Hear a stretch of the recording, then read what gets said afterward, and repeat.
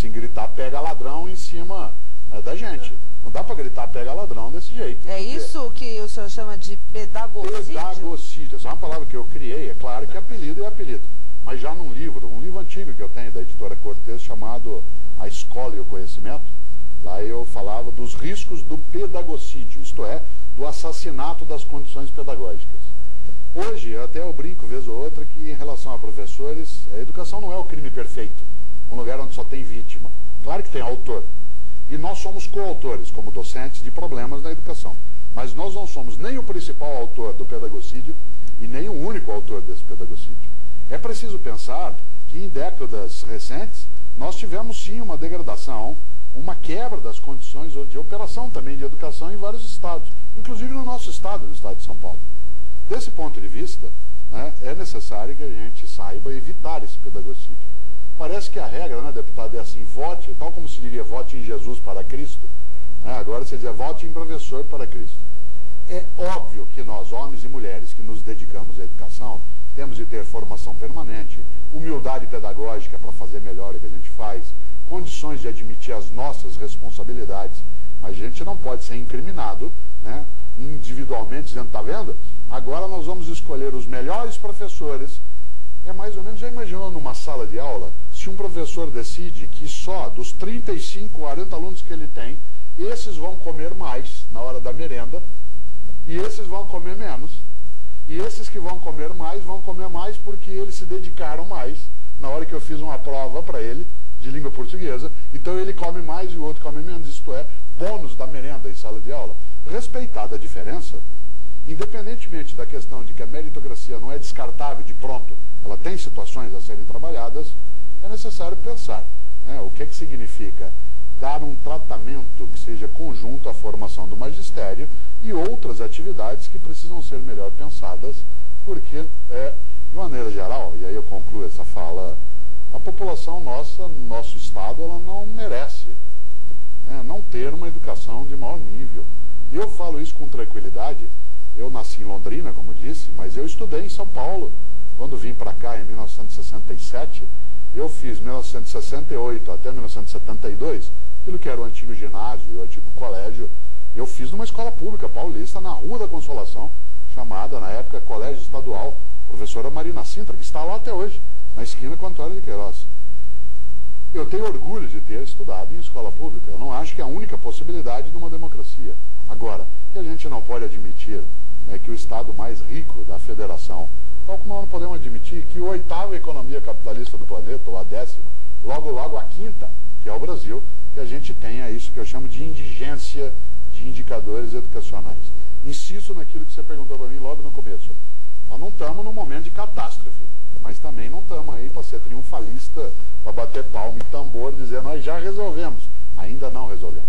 Mas, Sérgio, tem uma notícia hoje importante nos principais jornais do país em relação ao vestibular da Unesp, né, que caíram 6 perguntas de filosofia. E a filosofia, que já foi uma disciplina obrigatória no currículo escolar até 1970, foi retirada após o golpe militar, após a reforma dos militares, juntamente com sociologia, psicologia, música. Ela voltou agora como disciplina obrigatória também com sociologia. Recentemente a LDB foi alterada e ela volta, e é uma grande discussão em torno da volta da matéria, dessa disciplina, né, de filosofia. Inclusive houve uma resistência no começo, mas agora ela se tornou obrigatória. E nós entendemos que ela é muito importante para ajudar a desenvolver o senso crítico, para a construção da cidadania, mas sobretudo se ela estiver, logicamente, articulada às outras disciplinas, ao currículo, ao projeto pedagógico da escola. Eu fico imaginando que você fica feliz com essa notícia, até porque você é filósofo. Eu só fico feliz e às vezes preocupado, porque eu vou contar uma coisa que nós dois sabemos, e você sabe por ser jornalista, mas não por prática no dia a dia. Qual que é a grande encrenca de um professor de filosofia, por exemplo, na rede pública estadual, independentemente das outras coisas? Uma disciplina que só tem 2 aulas por semana, né, porque ela ainda não tem um número grande de carga horária. Ou uma, dependendo da rede. Ou uma da rede, ela tem uma. Mas que ela tiver 2 por semana, o professor, você sabe disso, para ele compor um contrato de 40 horas, você imagine quantas turmas ele terá de ter. Porque um professor de língua portuguesa, um professor de matemática, ele tem muitas horas, carga horária de matemática. prática da matéria ali dentro. Mas um de filosofia, de física ou de biologia, ele tem um número restrito. Significa que ele vai ter 20, 30 turmas para compor um contrato.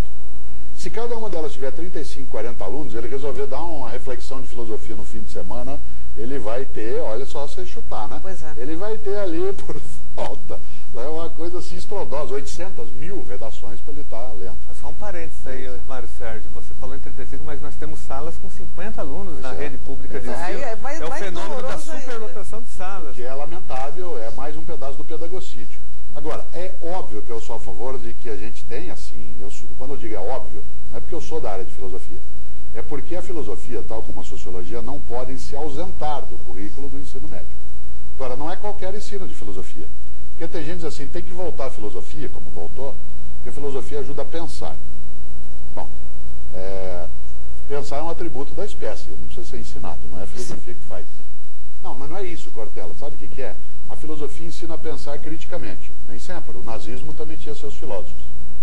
As ditaduras também têm seus filósofos. Então não é a filosofia enquanto tal.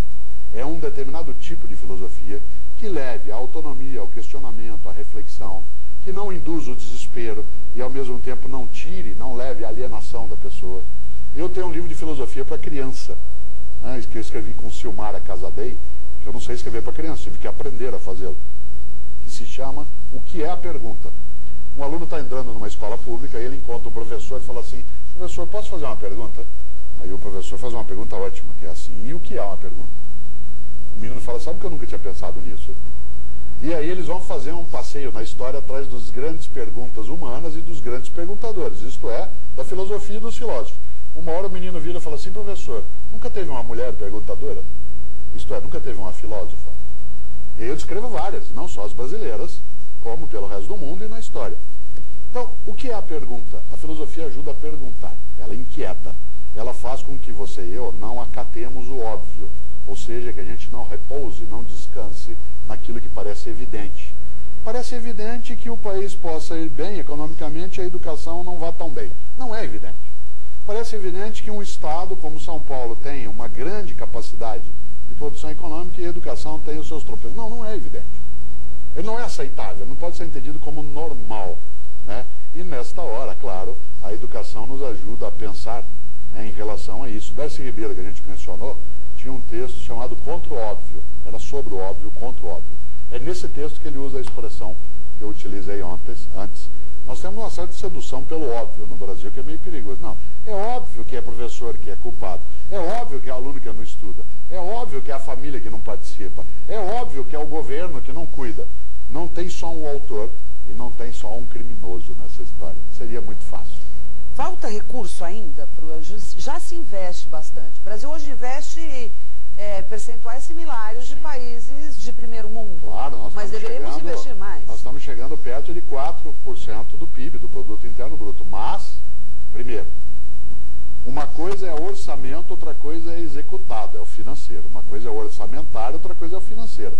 Muitas vezes governos estaduais, municipais ou federais, eles apresentam no orçamento a previsão de 4% do PIB, mas na hora do executado, isto é, do desembolso na boca do caixa, ele não chega a isso. Serve para cumprir a lei, mas não se realiza na prática. Essa é a primeira crença. Segunda, 4% é o que usa e faz a Suécia, a Itália, a Dinamarca, a Noruega, mas eles estão fazendo isso há muito tempo. Pois é. A gente tem que acelerar um pouquinho, nós estamos numa condição de miserabilidade que a gente está saindo da UTI na área de educação. E quando alguém está na UTI, ele tem que receber muito mais recurso. Recurso médico, recurso de pessoal, recurso de medicamento para ele poder sair. Então, duas são as coisas. Tem um mito no Brasil, tem muito recurso, mas é mal usado. Não tem muito recurso e ele é mal usado várias vezes. Portanto, você tem as duas encrencas. O que é preciso fazer? Que o cidadão, que os parlamentares, né, que os executivos, que ele participe ativamente do controle desse recurso, para que ele não seja mal usado. Segundo, que a gente reivindique de fato, né, votando direito, escolhendo pessoas que tenham compromisso, mesmo. Mais recurso. Se nós não chegarmos no Brasil até 2022, para pegar a data dos nossos 200 anos de independência formal, se a gente não chegar até 9, 10% do produto interno bruto, nós vamos ficar para trás. Tanto é, né, Mário Sérgio, que tem a grande luta nacional do Fórum